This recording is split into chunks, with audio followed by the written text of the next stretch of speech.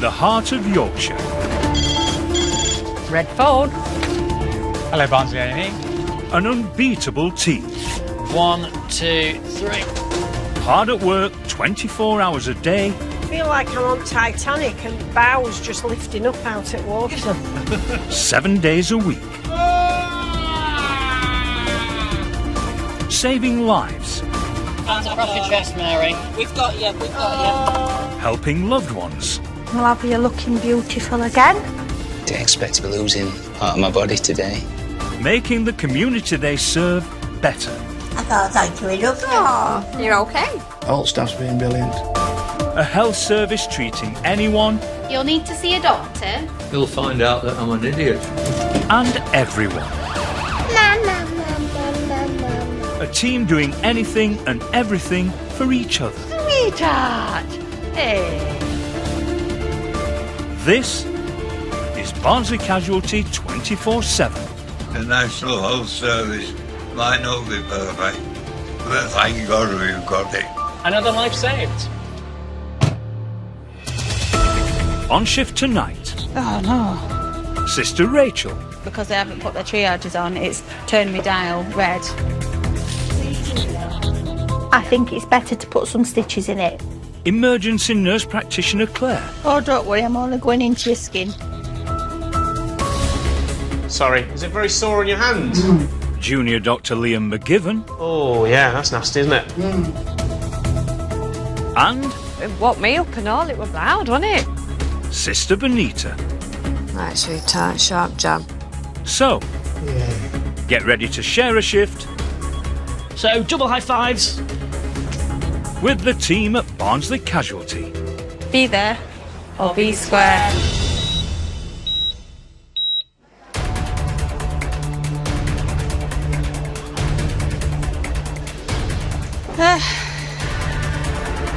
Sister Rachel is in charge in the hub today.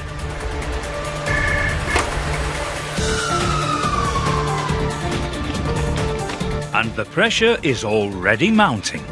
Seems to be a lot of people arriving at the moment, which makes me suspect it's going to develop into a very busy day. Every patient should have an initial assessment, called a triage, within 15 minutes of arrival. This is our tracker where we have an idea of what to expect. If it's in red, it means we're not hitting that target. It's not an easy job. It's a challenging job. It's a job where you are going to be under pressure all the time. Are you able to stand? No. Not at all? No. Okay. You need to be someone that wants to be constantly on the go.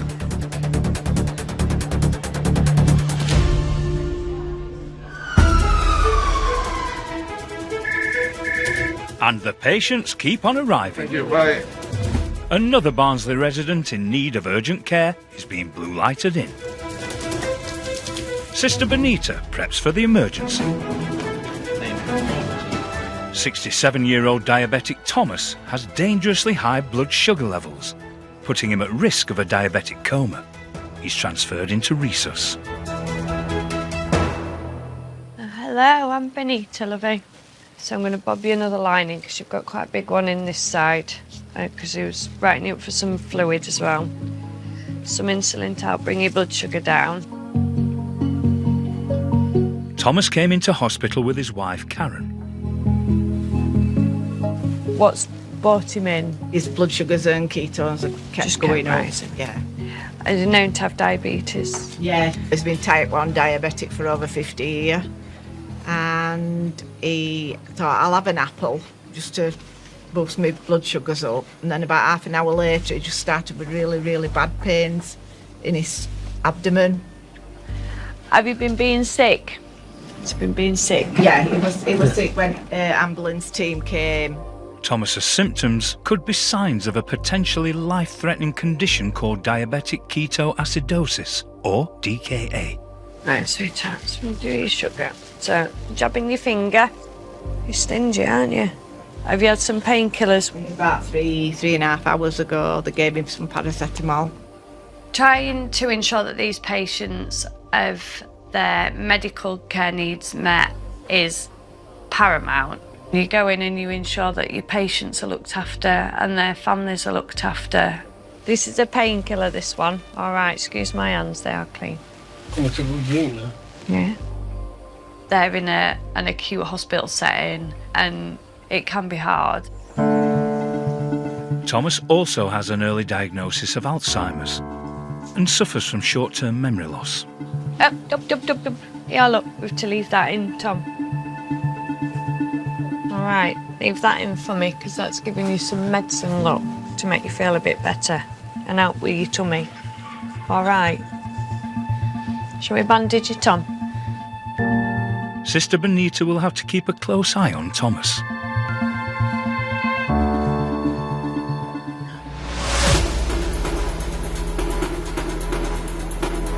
In the hub, You know when you're just like... Sister Rachel is playing catch-up. Yeah, I can do that. I need to do this S-bar, otherwise this patient's never going to go up. The tracker that monitors patient wait times has been read since first thing. We aim to, within 15 minutes of you getting here, to have seen you and done a quick assessment. Between 20 to 40 minutes it's amber, and anything exceeding that goes red. There's always the next patient waiting to arrive. So if we don't maintain that flow in department, it can mean we've got a patient on an ambulance trolley waiting 10, 20 minutes to get into the department. And it's no different in paediatrics. A queue of anxious parents are waiting for their children to be seen.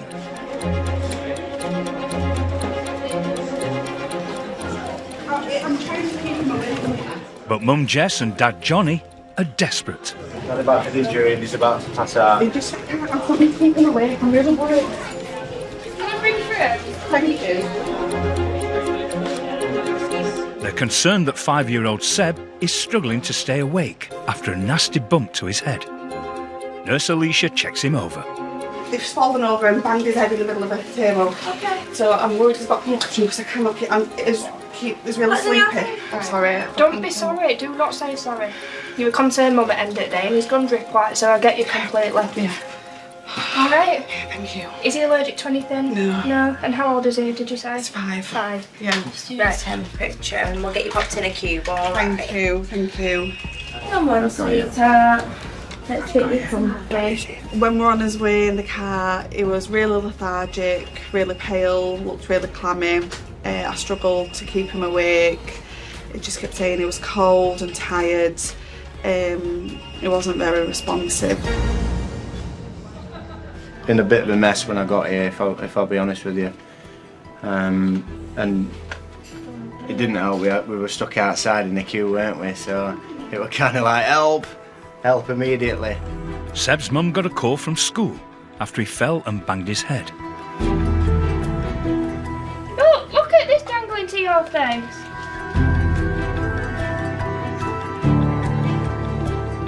What I might do is just cut a bit of gauze down to size, just so we can put it over it, because I think it has got the tendency to bleed again. Yeah. Seb's parents are worried that the blow to his head may have caused a serious brain injury. He'll need to be urgently assessed by a doctor.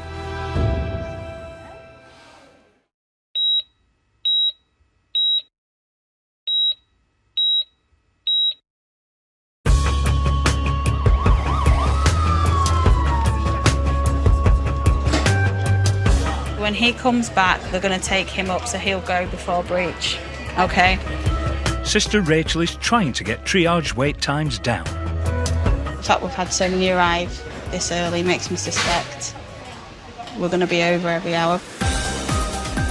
It's a worry when you get a surge of patients that start coming into the department. What happens in assessment will then be felt on majors in an hour. It's like a wave and it rolls through the department.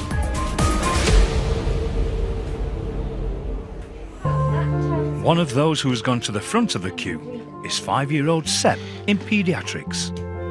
He's being closely monitored after he split his head open and struggled to stay awake. Yes, thank you. So thank you. You're very welcome. Thank you. Dr. Matt Corkill assesses him. Were you Jess and Dad Johnny, yeah? Perfect, and Sebastian. So what happened then?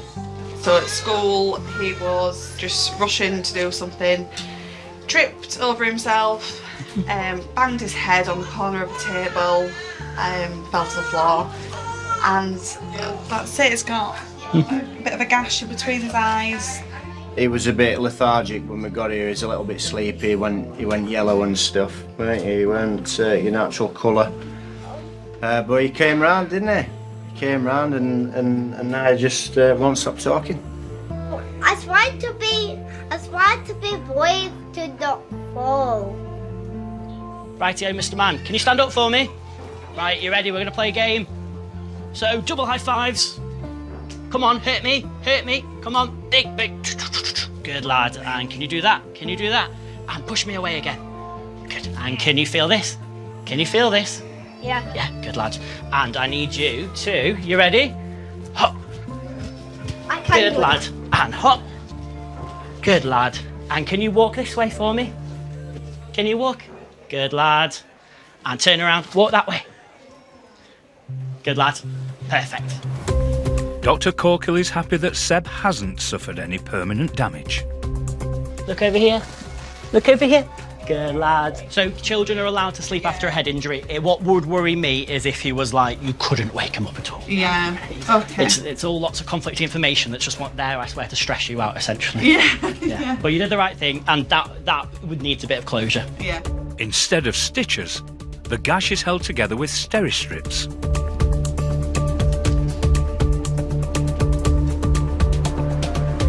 It is closed if you want to have a look.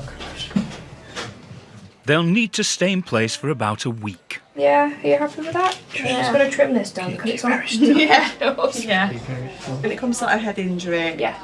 I mean, we'll probably give him the day off tomorrow anyway, but is he alright to go to school tomorrow? If you think he's well enough, obviously you're going to be best judge of that. Yeah. If he's like this. Then. Yeah. But anything to look out for with head injuries is obviously continuous vomiting, very, very drowsy. Yeah. If he's sleeping and you can't wake him up. Yeah. Complaining of excruciating headaches. Or, to be fair, if you're just concerned about anything, bring him straight back up to get looked at. Yeah. Alright. Thank you very much. You're alright. As long as he's healthy and he's fine, that's what makes me happy. So. Seb returned to school a couple of days later. Thank you. Thanks a lot. Thank you. Thank you. But he's trying not to run around quite so much.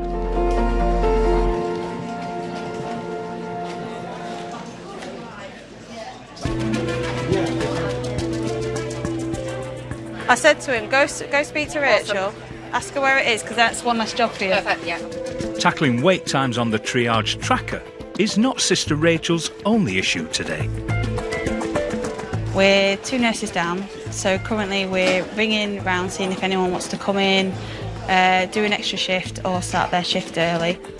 We still have the same amount of workload that we have to do. And it's awful, it's hard, it's very stressful and very demanding. In Resus, Sister Benita is also having a demanding shift. 42-year-old Kevin was brought in by worried wife Rachel with his heart racing. Does it feel like it's going 10 to the dozen at the minute? It did. It's worse when I'm stood up. It does it as well when I take deep breaths in. It started when Kevin was woken up by a storm. It weren't like, like a rumble. It was like a rumble with a big bang. It were really bad. It woke me up and all. It was loud, wasn't it? Kevin has a condition called atrial fibrillation, which is making his heart beat at double the normal speed. Have you got any pain, Lovey, at the minute? No, just a bit of numbness in my arm. Does it come and go? Mm-hmm. Right, so you tight, sharp jab. Sorry, it's a big needle, this one. It's not the first time Kevin's heart rate has been critically high. September, I think it was, last year. It happened and they came up and they said about shocking him. Going into them situations, you don't really get time to manage your own emotions. You crack on, you make sure that they're looked after, and you take a back step until you walk off that shop floor. Atrial fibrillation increases the risk of a stroke and can even lead to heart failure. Kevin's heart needs to be brought back to a regular rhythm quickly. Oh no. In the hub, She's in resus. Yeah, she's in resus helping Mia. it's not just triage feeling the strain. Resus wise, it's going to be a lot. It's been quite busy. Sister Rachel has to move nurses across to a busy resus. The tracker stays in the red. Unfortunately, when you're coordinating, that is key. Yeah, it's your key role, isn't it, to keep the department in a good situation. Right, next job. If I'm starting to flap, my team are going to start to feel the pressure. They're going to start to get stressed. They're going to start getting panicked. I like to think if I keep a cool and calm exterior, they'll feel like they've got clear direction and they'll know what they need to do, even when we're under pressure. One of those being cared for by Sister Benita in resus is diabetic Thomas. Hear my tummy rumbling? Thomas has acute stomach pains, a symptom of dangerously high blood sugar levels. Ooh, something hit me here. It keeps coming, doesn't it? He's on medication to reduce the levels. Let that run through, Tom, and then if it's still giving you jip, I'm going to get you some much stronger painkiller.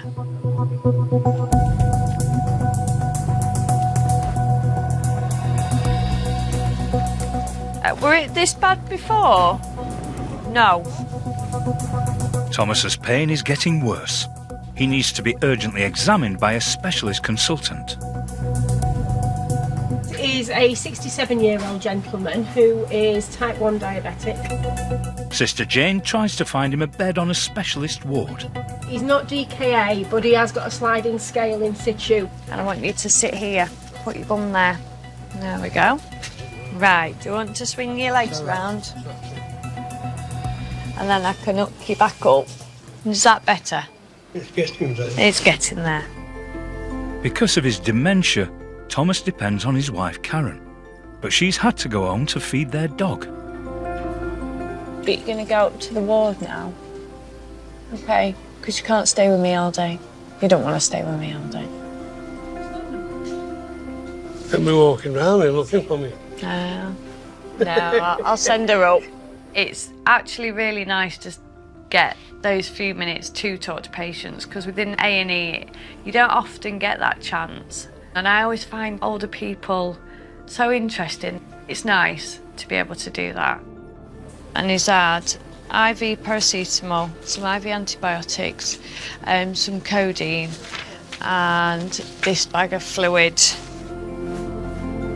Thomas was moved up to a surgical ward. Just in time. Where have you been? Home.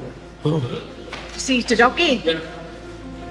Further tests revealed a problem with the lining of Thomas's gallbladder. After 2 courses of antibiotics, he's now back home with his wife and dog.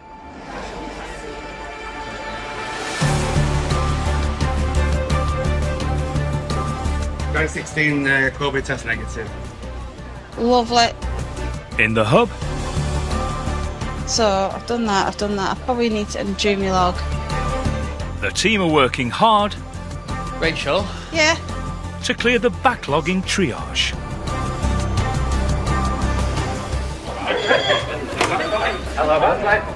But another patient is arriving by blue light. In the ambulance assessment bay, paramedic Keeley hands over the details. He's had some entox with us, and we've managed just to gently manipulate it back into place. Yeah. 30-year-old Lawrence fell at home, injuring his knee and elbow. So twisted, fallen onto the right side, tried to obviously get himself straightened up to get himself up. Realised it was really painful. So on our arrival it were quite obviously deformed. The kneecap looked as if it was kind of on the outer side of his knee. So he's very active, just come back on holiday from Vietnam. So he's done a lot of walking. Excuse me, Lauren. Excuse me. Yeah, sure. You're going for an X-ray, all right, darling. When you come back, we'll get something for you. That'd be great, thank you. A knee dislocation is a serious injury that needs immediate attention. Right, darling. No, thank you. I'll just pat you there, young man, and I'll just get you booked in, all right? I've done skydiving, mountain climbing, so much adventurous stuff, and yet this happens just walking from one room to another. The pain, I just knew. I'm not getting up from this. Okay, lead the way. If not treated quickly, knee dislocations can cause blood clots in the leg and even result in amputation. Lawrence needs an urgent X-ray.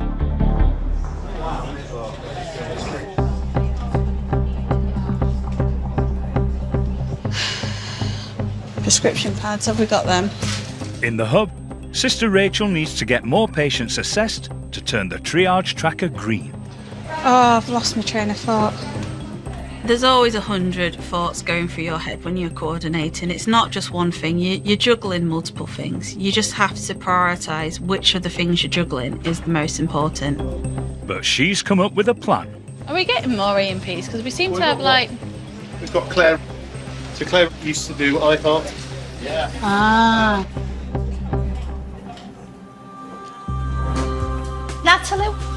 Emergency nurse practitioner Claire steps in to ease the pressure. 46-year-old Natalie has been brought into Casualty by her hairdresser.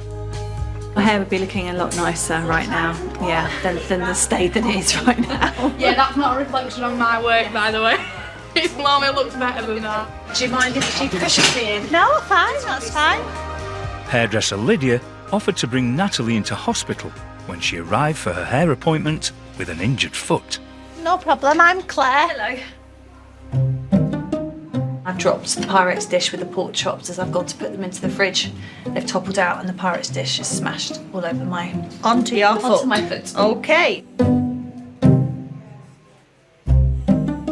I just tried to steri-strip my own cut and then I put on, you know, proper dressing. Oh, God, I don't want to see it pop open. I knew I'd have to come to A&E. I just was really not wanting to come to A&E. Oh my God. I'll give you some painkillers, it's fine. Are you okay to wheel around Yeah, the of bed? course, yes, I trust. Is that all right? Just. As well as checking for broken bones, an X-ray will show if anything has got into the open wound. As a general rule of thumb, you will always look at above and below to make sure that there isn't anything else. You've got to think about what could have happened here and decide whether this is a potential significant injury. So your X-ray looks okay, bony-wise, and there's no foreign bodies within it. So the question is have you bruised around the tendon and the nerve that extends the toe? It's moving a little it's bit moving now. a bit better, I isn't think it? the shock's gone a bit. Yeah, good. But Natalie may still have damaged the tendon. She'll need to go to orthopaedics for a follow-up. I think because of where it is and it's on the midfoot, and you're going to be moving that around when you're weight bearing, I think it's better to put some stitches in it, just because closure will be better. They'll need to be taken out in about a week, 10 days. If Natalie has damaged her tendon, she may need surgery to repair it. Oh, don't worry, I'm only going into your skin.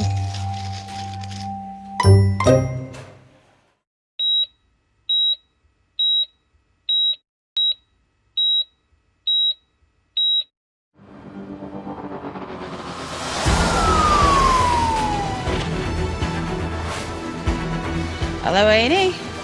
Sister Rachel and the team have been tackling a long queue in triage since first thing. Bear. Cube 16. They would like a swab before they pull the bed, please. It can change in an hour by hour, minute by minute. You just don't know. And there's good news. The triage tracker is down to amber. So yes, you get the breath relief, but you're also then going, right, okay, so that means the pressure's now moved, the workload's now moved into another area. One of those helping to tackle the backlog in minors is emergency nurse practitioner Claire. She's treating Natalie, who is waiting for stitches to her foot, supported by hairdresser Lydia. Proper like top-notch service here. Yeah, you have to give her a good tip later. But what about the roots? That's Terrible roots. That's the $54,000 question. It looks rubbish. What's going to happen to the roots? Support. I feel nervous for you. So it's just sting a little bit. Oh, God, it's worse than a baby. You want a minute? No, just keep going. So I just go in and around the wound and make it numb, and then we can give it a good clean out, okay? Oh, I hate this. God, and I've had my lips done. They'll be taking me for fractured fingers, Sue. Shut up, I need to make sure that I've gone around all of the base of the wound to make sure that no elements of dirt or debris have got trapped behind anything. Because if I don't, then if we were to close it up, then that could obviously become infected. Oh, there's blood pouring down there. I'm not scared of blood and gore, no, it's one of the best parts of the job. That's awful, man.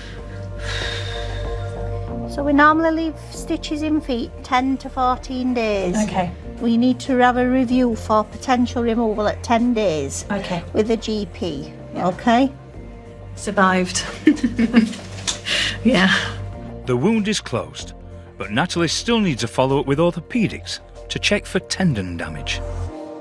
I'm quite interested in watching it actually. It's quite interesting to have a look at, so no, it's been alright. A nice little day out for me. Follow-up tests revealed Natalie had severed a tendon. She had an operation and is on the road to recovery.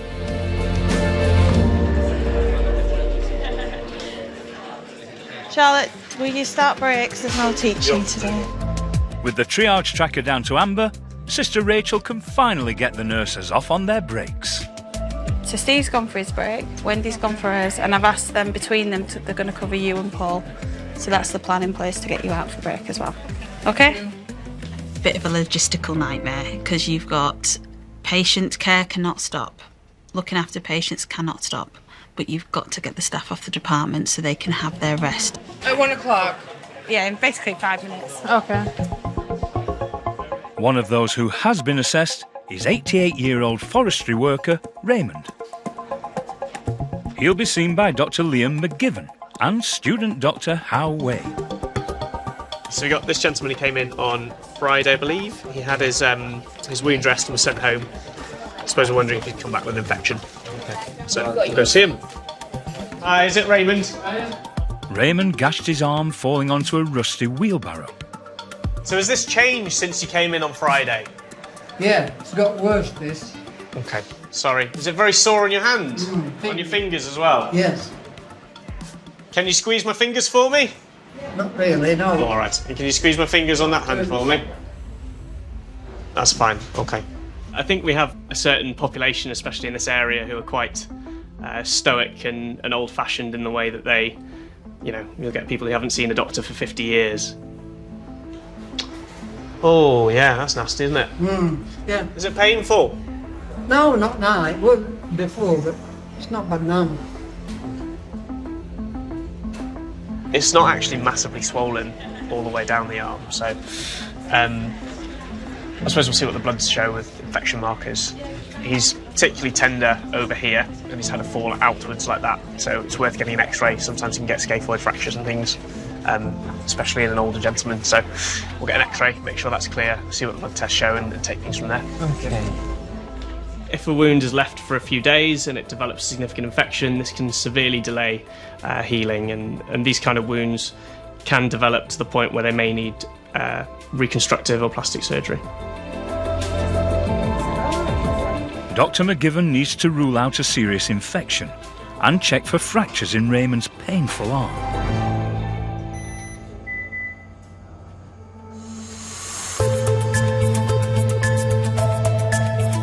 We're nearly out of the danger zone. I just need the plan off Joe for that one.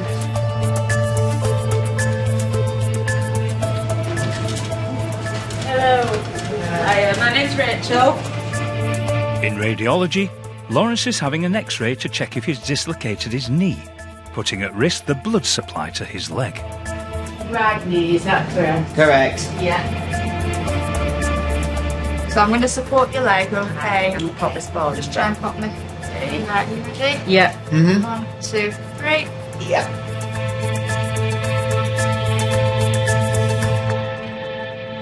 Lawrence also hurt his elbow in the fall. Which elbow are we looking at? My right one. The right one, yeah. Right elbow.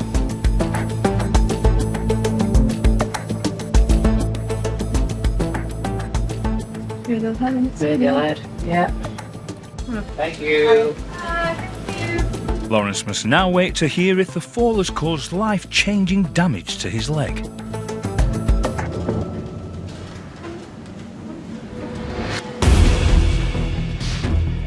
In the hub, Sister Rachel has a problem. I've got 2 patients that have gone to minor injuries team, and because they haven't put their triages on, it's turned my dial red. If the nurses aren't inputting the information in a timely manner, that makes it look like we're not seeing people as quickly as we are. I have to go and nudge them and ask them to politely put it on. Yeah, I can hear you now. Are you still busy with the draw situation? Oh, she's not even there. Right. Keeping a good flow through the department is essential, but some patients take longer to diagnose. In the hub, Dr. McGivern reviews test results for Raymond's painful arm. So just looking at his x-rays, I can't see anything super obvious. No. He gets a second opinion from consultant Dr. Andrew Greer. What did you cut it on? A barrow, a rusty barrow. Wheelbarrow? Yeah. Are you normally fitting well? Yeah. Yeah. So did you come up to hospital last week? Yeah. And what did we do? The doctor put a plaster on. And how have you felt it yourself? Have you been hot, shivery, sweaty at all? Not really, no, but my hands have been hot and... With certain cases, if there's anything I'm not 100% sure on, I will often go and ask a consultant for their opinion or ask them to quickly review the patient. I think we still have to know our limits and ask questions when needed. Just put your hand over like that for me. You see, he's not doing that as you normally expect. He's using his. That's can often be a subtle, like radial head. Yeah. You tender there. Yeah. Back to the X-ray room. Yeah. We'll go and have another look. And I can't, I'm left-handed, so I can't use much. You get a better clue of what's going on with the hand. Yeah. Raymond needs to be checked for a fractured elbow. This type of injury can lead to reoccurring pain and stiffness.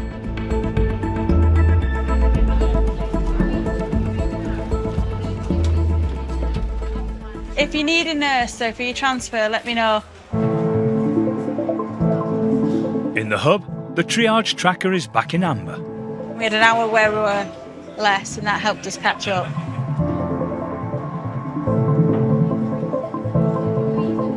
But before new patients can be treated, others must move on.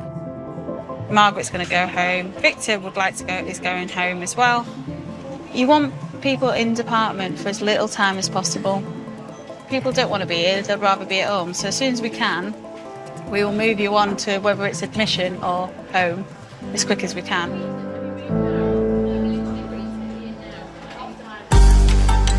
In the hub, Dr. Jake Mullen assesses Lawrence's knee and elbow x-rays. That kneecap looks like it could be dislocated. On the elbow x-ray, you can just see that there's just a little crack on the radial head, just one of the bones in the elbow. It's probably what's causing his pain.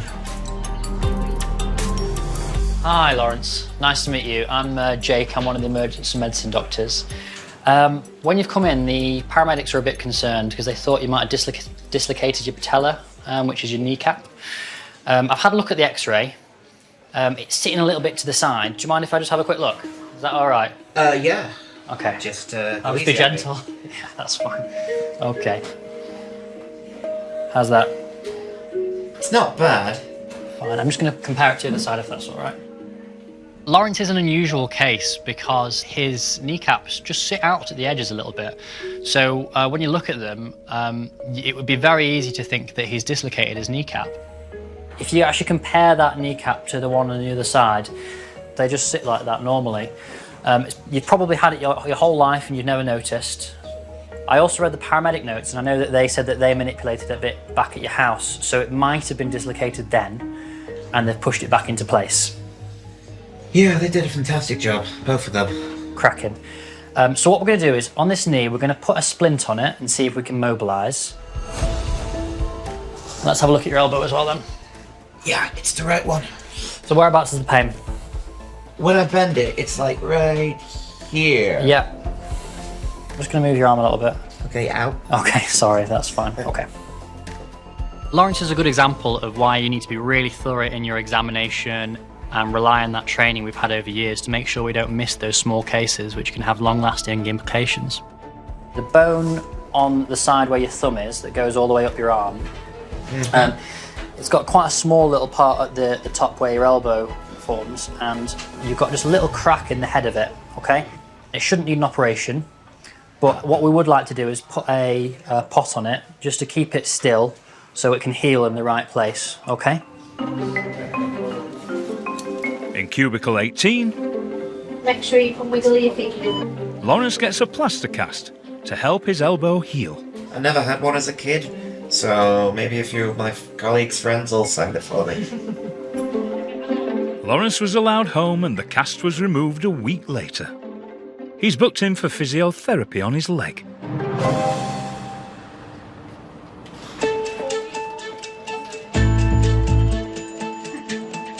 Hello, Rachel. Oh, hello, you alright? You know your trolleys on that corridor? Yeah. I moved them for you. In front of the lifts? Down to that lift round here. In the hub, Sister Rachel and the team are trying to turn the triage tracker green. It can change on a sixpence. We don't know when the next emergency is coming in and we need to always be ready. And there's still one area of the department under pressure. Oh, I was going to research about that man.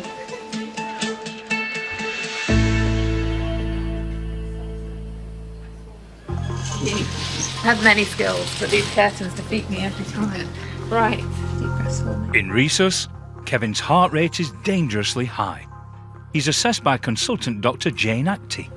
Now just lift your t-shirt up a second. But when I'm stood up, that's when it's really bad. So I'm just going to give you a very small dose of a beta blocker, which just slow you down, and hopefully that'll bring things under control. So we'll get you that. I'll come back and have a look at you in about an hour. Hopefully your heart rate looks settled a bit. Get you down to S for another review. If Kevin's heart rate doesn't come down, there's a risk it could cause permanent damage. The next hour is critical.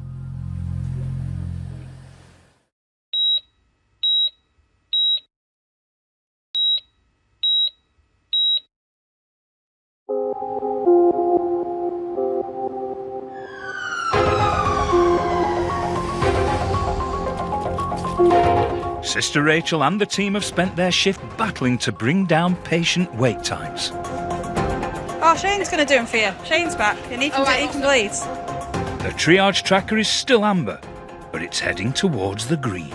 We're not taking the foot off the gas and we're still getting people seen and discharged either home or onto the wards in a timely manner. Oh, do you know who was chasing me around the department for one of them yesterday? Geether. You sign mine, I sign yours. You have to put so much faith and trust in your team and make sure you're always going around and checking on everyone and making sure they're feeding back to you any issues and any problems. You'll be all right. I'm here for you. But luckily we're a very good team and we communicate close together. In Resus, Kevin is being closely monitored. Do you want me to get you some paracetamol? No, I'm alright. He and his wife Rachel are hoping medication has drastically reduced his racing heart rate. Last time it happened, it was 7.5 hours before it came back to normal. And we're going up 7.5 hours now. And it's still beating erratic, so I'll just feel a bit lightheaded, a bit mushy at the minute. Because his heart's irregular, it's hard to get a true reflection of what it is, which is why we're better doing it manually with him. She said an hour, didn't she? So I'll go and see what she's thinking. And yeah. I'll let you know. All right, thank you. I think give that a bit longer and they can top him up a bit more on that left end. Oh, okay. He's going to go down there. The latest readings show Kevin's heart rate is still high, but it's come down enough for him to be transferred to the day emergency ward. We don't have access to the kind of the easy access to follow-up, and we're very good at the emergency stuff. We're not so good at deciding what you need to do long term. So I'm going to send you down to the experts for them to make some of those decisions. You're responsible for these people, so that feeling of, yes, I'm part of this and I can help this man get better. Take this off and they can re-monitor you down there if they want to. Freedom. I hope you get sorted. See you later. See you later. Kevin was allowed home the same day. He has a follow-up appointment with cardiology.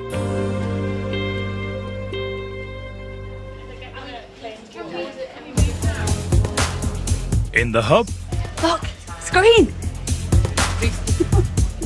When you start seeing green on the tracker, you try not to put a big smile on your face because the pressure's off a bit. Why? There was a moment when I thought it was all going to go a bit wrong because we got a lot of patients in 1 hour, but everything's looking very promising. I'm very optimistic. Here's Shane with his tea trolley. You can only afford potted meat, man. You can't afford pies in it. As a coordinator, you want patients being seen in a timely manner, you want assessment happening in the right time frame, you want doctors seeing people early, and you want good flow out of the department. Did you enjoy it? It was easy enough to do. Yeah, it's easy peasy. But that's a tick. I've done one now. That's the tick box. If you manage to achieve that, you feel like you're on top of things and you're doing a good job.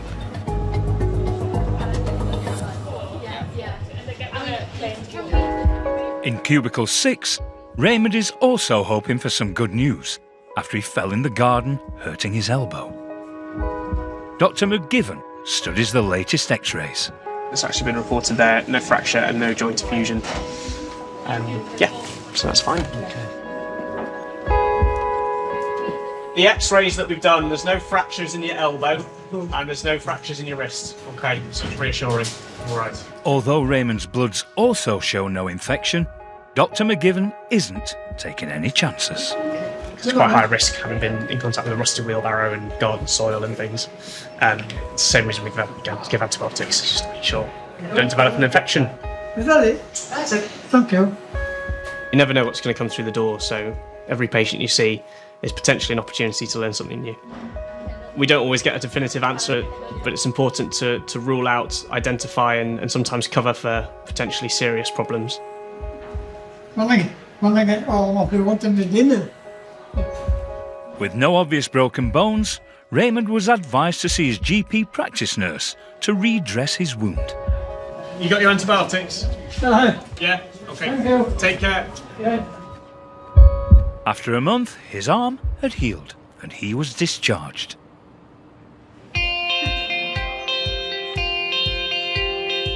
One o'clock. Resus. Be there. Or be square. Yeah. Today. Yeah. Sister Rachel's triage tracking shift is coming to an end. All right, lovely. Thank you. We'll see you soon. All right, cheers. Bye. Lovely.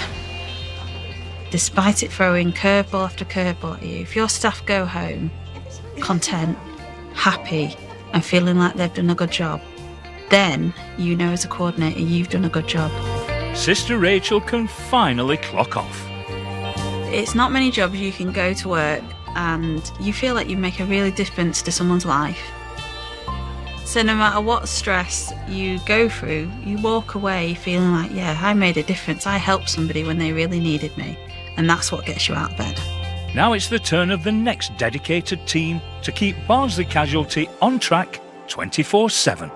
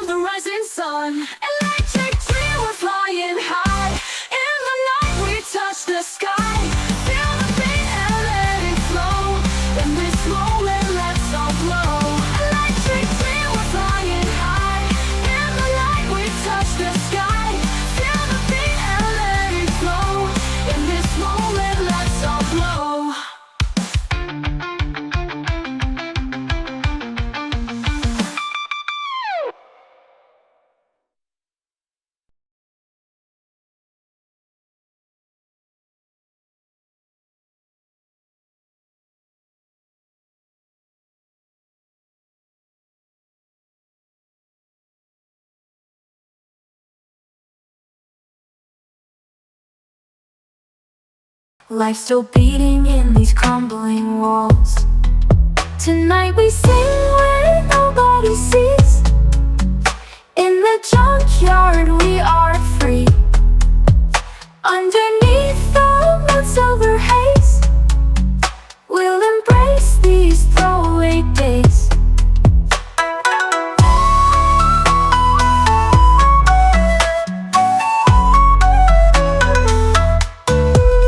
Lost souls and cobbled parts, create art with our mended hearts.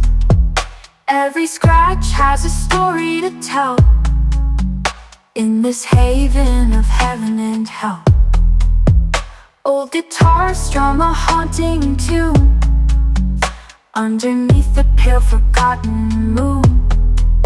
Oil-stained fingers dance in grace, finding rhythm in a discarded place.